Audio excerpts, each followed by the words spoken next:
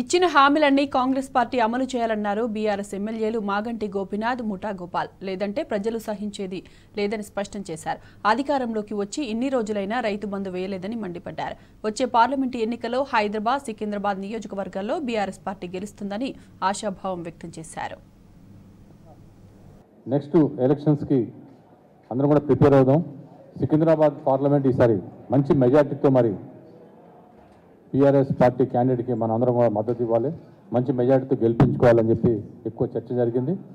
మరి working president KTR గారికి అనేక సమస్యలు అంటే కార్యకర్తలు ఏదైతే పార్టీకి సంబంధించిన ఏదైతే విషయాలన్నీ కూడా చర్చించుకున్నాం. అదేవిధంగా కేటీఆర్ గారు కూడా పొద్దున్నుంచి సాయంత్రం దాకుండి ప్రతి కార్యకర్త చెప్పింది అన్నీ కూడా మాటలు విని మళ్ళీ వాళ్ళకి ఏ సమస్యలు ఉన్నాయి అన్నీ కూడా చర్చించుకుని మరి ఫస్ట్ టైం ఒక పొలిటికల్ పార్టీ మరి బీఆర్ఎస్ భవన్లో ఇంత పెద్ద చర్చ కార్యక్రమం జరిగింది. మరి మొత్తం భాగ్యనగర్ ప్రజలు, హైదరాబాద్ సికింద్రాబాద్ నగర్ ప్రజలందరూ కూడా మీ తరఫున మరి ఇంకోసారి మేమందరం కూడా వాళ్ళకి ఏం చేసినా కానీ మేము తక్కువే, ఎందుకంటే వాళ్ళు మొత్తం ఈ డెవలప్మెంట్ను చూసి ఈ స్కీమ్స్ చూసి మరి మాకు మంచి తీర్పునివ్వటం జరిగింది. కళ్యాణ్ లక్ష్మి షాదీ ముబారక్ ఇస్తున్నారు, దాంతోపాటు తులం బంగారం ఇస్తున్నారు. అయినా కానీ మేము మొన్న మా కాన్స్టిట్యూన్సీలో ఒక 13 చెక్కులు ఉంటే ఇచ్చేసినాం. ఇస్తే చాలామంది మహిళలు నా దగ్గరికి వచ్చి గొడవ చేశారు. ఏం సార్ మాకు చెక్కులు ఎందుకు ఇచ్చారు, మీరు తులం బంగారం ఇస్తున్నారు కదా ముఖ్యమంత్రి గారు రేవంత్ రెడ్డి గారు అని చెప్పి చెప్పడం జరిగింది. రాబోయే రోజుల్లో ఏ స్కీము ఏ విధంగా చెప్పారో ఆ విధంగా ఇవ్వకపోతే ప్రజలు ఊరుకునేదట్లేదు. అదేవిధంగా పెన్షన్స్ 2000 ఇప్పుడు ఫస్ట్ ఈ మంత్ కూడా 2000 రూపాయలు వచ్చినాయి మాకు అకౌంట్లో, 4000 రూపాయలు అన్నారు. అదేవిధంగా మహిళా భృతి 2500 అన్నారు. ఇలా చెప్పుకుంటా పోతే అనేక స్కీమ్స్ ఉన్నాయి. మరి రేషన్ కార్డ్స్ విషయంలో కూడా వాళ్ళ చర్చ జరిగింది.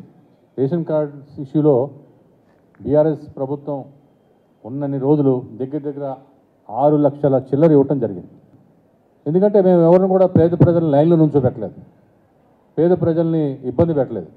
మేమంతా ఆన్లైన్ సిస్టంలో ప్రతి ఒక్కరికి అన్ని లక్షలు రేషన్ కార్డులు ఇచ్చినా కానీ ఎక్కడ కూడా ప్రజలకు ఇబ్బంది లేకుండా ఇవ్వటం జరిగింది.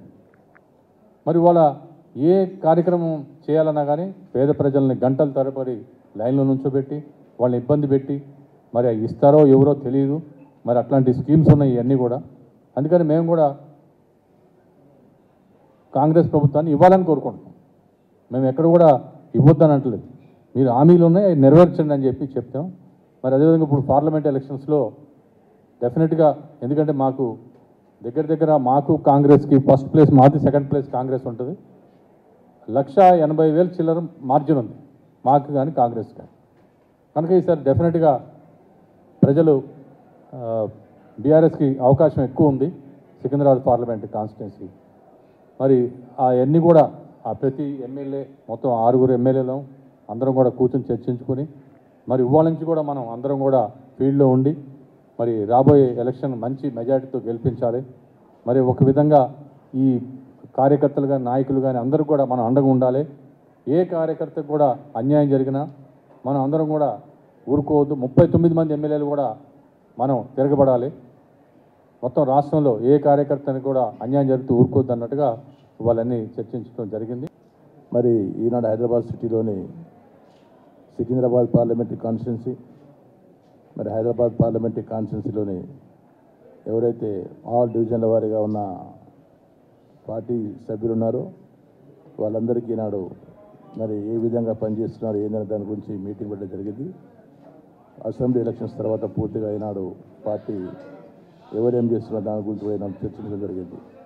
ఈనాడు మనం చూస్తూనే ఉన్నాము, ప్రభుత్వం ఈనాడు కాంగ్రెస్ పార్టీ వచ్చిన తర్వాత వాళ్ళు చేస్తున్న వాగ్దానాలు కానీ వారు ప్రజలకు ఇచ్చిన హామీలను కానీ వాటిని అసలు చర్చించుకొని సపోజ్ వాటి గురించి కూడా మరి వాళ్ళు అవన్నీ చేస్తుందా చేయలేకపోతుందా అనే దాని గురించి కూడా ప్రజలకు కార్యకర్తలకు ఎప్పటికప్పుడు తెలిసే విధంగా పార్టీ క్యాడర్ సిద్ధంగా ఉండాలని చెప్పి దాన్ని కూడా చెప్పడం కూడా జరిగిన సంగతి తెలియజేస్తూ ఈరోజు మరి సికింద్రాబాద్ కాన్స్టిట్యున్సీలో 7 కాన్స్టిట్యున్సీస్లో 6 కాన్స్టిట్యున్సీ బీఆర్ఎస్ పార్టీ గెలవడమే కాకుండా ఎక్కడికి వెళ్ళినా కానీ ప్రతి ఒక్కరు అన్ని వర్గాల ప్రజానికము తప్పనిసరిగా ఈనాడు బీఆర్ఎస్ పార్టీ వెంట ఉంటూ ఈసారి వచ్చే ఎలక్షన్స్లో మనం భారీ మెజార్టీతో మేము బీఆర్ఎస్ పార్టీని గెలిపించుకుంటామనే విధంగా వాళ్ళు గంటాపదంగా చెప్తున్న తెలియజేస్తూ